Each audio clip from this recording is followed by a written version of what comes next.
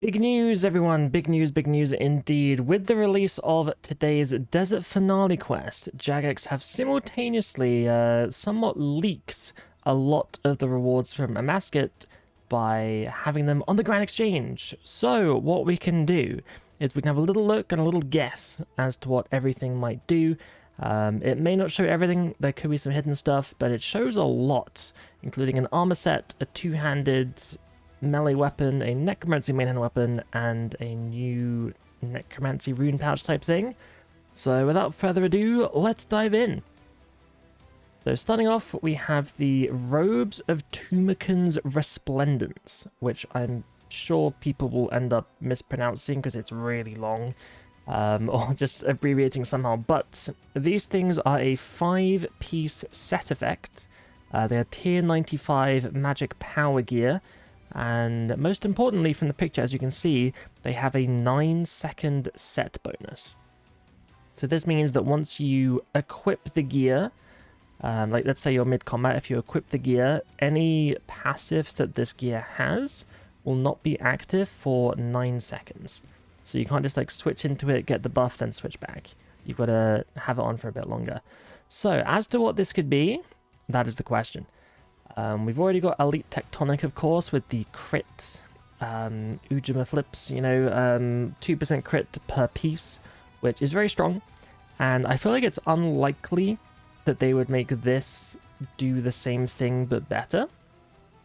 Because, like literally just after making Tectonic like that, it feels like a bit of a slap in the face. So what I reckon things are going to be is going to be based around, the Sanctum weapons or bleeds or even something like Metamorphosis. So I'm imagining something along the lines of, like when you use a bleed, maybe there's a chance that like Tumoken himself will shine down and make the target do extra damage. Or like maybe upon using a bleed, an area in the arena is lit up and you've got to drag your opponent into it for it to take extra damage. Or it could just be like meta buffs all in all, like equip the armor, your metamorphosis now lasts a lot longer. Like maybe it has like a burn effect a bit like Sunshine would, so enemies around you take damage. Maybe bleeds are buffed even further in meta than they already are. But that's kind of what I'm envisioning. Something vaguely resembling bleeds and metamorphosis, because like meta is really cool, but it's a bit underwhelming nowadays, apart from just a few situations. Like, I'd love to see it more general use, so I'm kind of rooting for that. If you disagree or have any better ideas, then please do let us know. But yeah, this armor, like, it literally could be anything, but I have a feeling it won't be crit, though. Like, I'm leaning towards not crit and dealing very much with bleeds is my idea. So let me know what you think. And then following on from that, we have the two-handed weapon that is dropped by a mascot as well. This is Tumos Light, it is called, and it has a value on the GE of 1 billion, which is incredibly high for a brand new weapon from Jagex's standards. Obviously, like in reality, that's probably a low ball, but yeah, this thing is basically a scythe on crack. Like, this thing is mega AoE. It's tier 95 AoE, upgradable to tier 100 with a Genesis Shard. It'll absolutely slap. 2 square range, all the bells and whistles, happy days. And it also looks awesome. So here it has a passive called Purifying Light and a special attack called Sunfall Slam.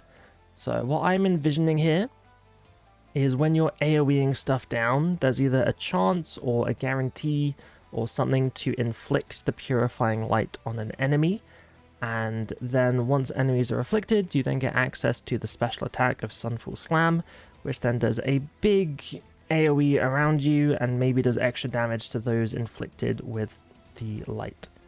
That's the best idea I've got. I feel like it's pretty likely, judging by the names. Like, that's probably what I would do. Like, it makes sense. To me anyway. So if you have any other ideas on this one, then please do let me know as well. But yeah, this one is the big slapper. So yeah, any AoE stuff like AoE Slayer, this thing is going to be like the weapon to have. It's going to be amazing. So look forward to that one. And now we're on to a bit of mystery. So we have the Devourers Guard, which is a necromancy main hand weapon. There's no offhand with this, although you could argue that the current Soulbound Lantern would count as an offhand. But this one, I don't have too many ideas. It has a passive called Soul Reave, which my hunch is that maybe when you're fighting a monster, there'll be a chance upon ability cast to kind of rip out their soul in a slightly different way. Or just like, you know, like find a weak spot or something like that. And then you build up the weak spots over time, and then use the special attack of Soul Crush in order to just do really big damage based on how many stacks you have. Because like souls as they are now are all about stacks with like the volley of souls. So like, I'm kind of leaning towards that, but honestly that this could be anything. Like it could be something, you know, like when you gain a soul, you instead, you know, have a high chance of gaining 2. Like that could be a thing. But yeah, like Soul Crush, you know, it could be like Volley of Souls, but just AoE Volley of Souls. Like it's anyone's guess. I have absolutely no idea, but I am excited to find out. And then following on from that, you guys can see on the other side of the Grand Exchange over there, we also have the Devourers Nexus.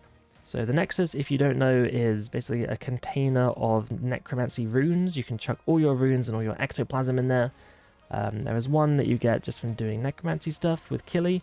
There's one that you can get from Vorkath and upgrade. And that's where we're at right now.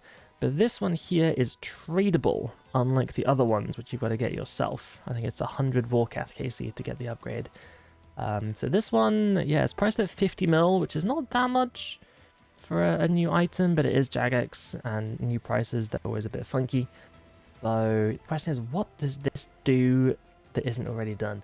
And there's a few ideas floating around. There's a chance that this one could, you know, devour, it's in the name, more of your runes when you cast an incantation, and then in return it actually buffs the incantation in such a way, you know, maybe Deathmark will proc at slightly higher HP, maybe it'll do more damage, maybe Threads of Fate gets an extra target, like I don't know, but like that's a potential idea. Another idea that I've seen from Omid, this one actually, was what if this thing is essentially all of your necromancy runes, but also you can add rune pouches to it, like your regular rune pouches, and just save those few invent slots. Which that would be a very strong reward.